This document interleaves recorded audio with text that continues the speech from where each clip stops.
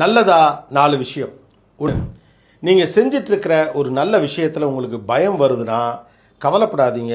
நீங்கள் அந்த விஷயத்தை கவனமாக சரியாக செய்யணும்னு உறுதியாக இருக்கீங்க அப்படின்னு அர்த்தம்.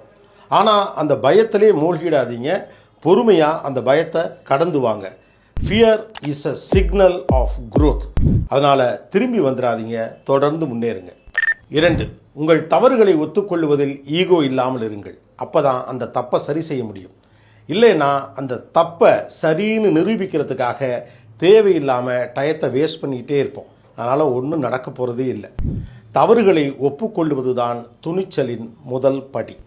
3, லைஃபோட கேம் சேஞ்சர் கன்சிஸ்டன்சி தான்.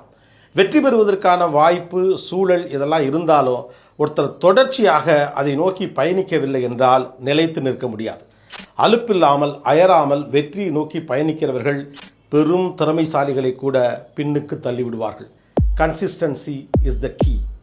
4, நம்ம கனவுகள் நனவாக ஒரு நல்ல காலம் வரும் அப்படின்லாம் காத்து கிடக்காதீங்க. அப்படிலாம் ஒரு காலம் வரவே வராது.